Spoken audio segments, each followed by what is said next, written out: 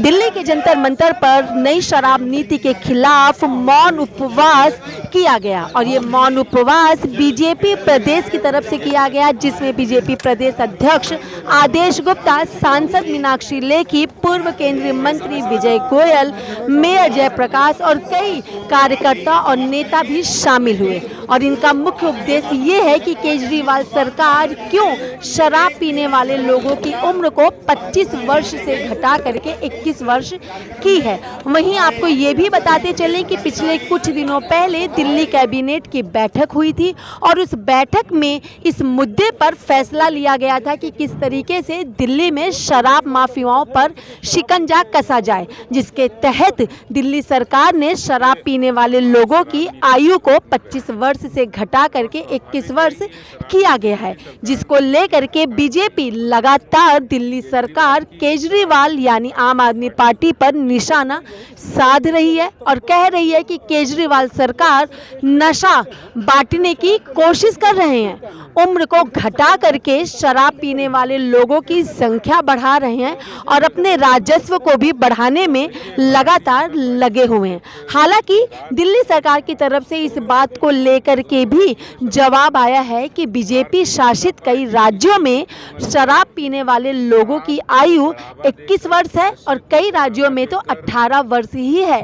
फिर दिल्ली में आयु को अगर कम किया गया तो बीजेपी को दिक्कत क्यों हो रही है। साथ ही आम आदमी पार्टी के प्रवक्ता सौरभ भारद्वाज ने तो ये तक कह दिया कि अगर बीजेपी शासित प्रदेशों में शराब पीने वाले लोगों की आयु 25 वर्ष हो जाती है तो दिल्ली सरकार 30 साल की आयु निर्धारित तत्काल करेगी। लेकिन इस पर बीजेपी की तरफ से कोई प्रतिक्रिया नहीं आती है।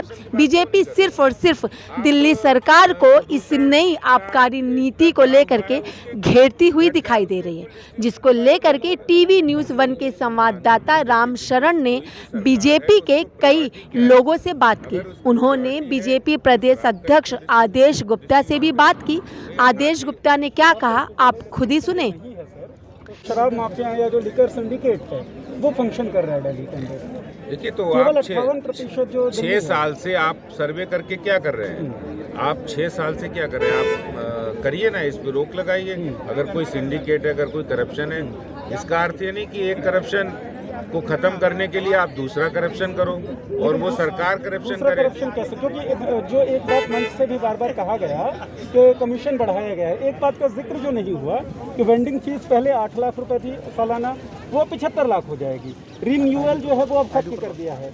एक आदमी जो है ये भी एक बहुत बड़ा है, इसमें भी पैसा लिया जा रहा है। दूसरी बात है, एक बात और है कि आप उन 88 वार्डों में शराब की नई दुकानें खोलने जा रहे हैं जिन वार्डों में आज तक दुकानें नहीं थी, जो गांव के एरिया है, जो क्लस्टर हैं, जो रिहायशी इलाके हैं, लेकिन वहाँ कभी भी नहीं। उन्हीं जगहों पे अवैध कारोबार और उन्हीं जगह पे आप दुकानें खोलकर उनको बढ़ावा दे रहे हैं, शराब के धंधे को बढ़ावा दे रहे हैं। आप सोचिए, अगर कोई एक वार्ड में 3 दुकानें होंगी तो जो युवा पीता भी नहीं होगा, अगर कोई उसके साथी होंगे, चल पास में दुकानें खरीद लेते हैं, बढ़ावा नहीं मिलेगा। आप सोचिए, लॉजिक बताइए। लेकिन जो अनसर्व जगह जो है वहाँ पर तो अवैध कारोबारियों को भी एक मौका मिल जाता है ना।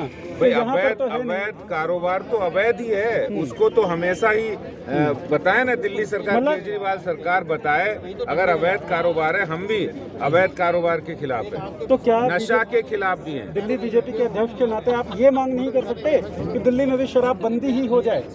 क्योंकि हम शराब बंदी की बात नहीं कर रहे हैं, हम बात कर रहे हैं दिल्ली की नई शराब नीति के विरोध की, भ्रष्टाचार की, उसमें भ्रष्टाचार की, नई दुकानों की, और जो पुरानी दुकानें स्कूल वगैरह के पास खुली हैं उनकी। सर, बस 2 सवाल और हैं। एक जो आपने कहा कि बीजेपी जो है हमेशा से शराब को बढ़ावा नहीं देती है। लॉकडाउन का टाइम हमने देखा, जब बार बार रेवेन्यू की बहुत ज़्यादा जिक्र हुई और एकदम से शराब की दुकानें खुल गई, हमने देखा लाइंस बहुत ज़्यादा लग गई। केंद्र में तो भारतीय जनता पार्टी, देखिए, रेवेन्यू की वो लोग चिंता करते हैं। मैं आपको बिहार का उदाहरण दूंगा। बिहार एक ऐसा राज्य जहां ज़्यादा, दिल्ली से ज़्यादा उन्हें रेवेन्यू की जरूरत है। आप बिहार की सड़कें देख लीजिए और दिल्ली की सड़कें आज हालत क्या है। ये तो सरप्लस बजट की बात करते मैं थे। केंद्र की बात कर रहा हूँ दिल्ली के मुख्यमंत्री साहब अभी सरप्लस बजट इन्होंने पेश किया और इन्होंने ढिंढोरा पीटा कि हमारा सरप्लस बजट है। यही सरप्लस बजट है। अगर आपका यही सरप्लस बजट है जिसमें आप शराब के माध्यम से अपने बजट को बढ़ाना चाहते हैं, पहले तो आप फ्री में लोगों को चीजें दो और उसके बाद शराब भी पिलाओ, तो ये तो ठीक है। बीजेपी प्रदेश में और केंद्र में जेब में पैसा आना चाहिए। इसमें कम से कम 2500 करोड़ रुपए का घोटाला है, हर साल आएगा कम से कम। मैं चैलेंज करना चाहूंगा केजरीवाल को और मनीष सिसोदिया को, हाथ में ले लो गंगा जल और तुलसी ले लो, आप सौगंध खाओ और बताओ इसमें कितना पैसा आपको कमीशन मिलने वाला है, नहीं मिलने वाला है। ये सौगंध तो खाओ। भाई साहब ये झूठ बोलेंगे, अपने बच्चों की कसम झूठी खाएंगे। अरे मैं कहता हूँ पहले आप गंगा जल और तुलसी का बच्चों की कसम, अपनी बेटी की कसम झूठी खाई है इस आदमी ने। हाँ, कह रहे हैं कि ये तो झूठ बोलेंगे। देखो झूठ बोलने में तो बात है, अगर झूठ बोलने में मुख्यमंत्रियों में, नेताओं में अगर एक रैंकिंग कराई जाए तो झूठ बोलने वालों में, नेताओं में रैंकिंग में केजरीवाल जो नंबर 1 पे रैंकिंग में आएंगे, या मान के चलो कोई करा ले, इंडिपेंडेंट रैंकिंग करा ले। और एक नहीं, अगर उनके झूठ को गिनाने लगोगे तो कम। टीवी न्यूज़ 1 के लिए दिल्ली से राम शरण की रिपोर्ट। लगातार बने रहें टीवी न्यूज़ 1 के साथ और टीवी न्यूज़ 1 चैनल को लाइक, सब्सक्राइब और शेयर करना ना भूलें।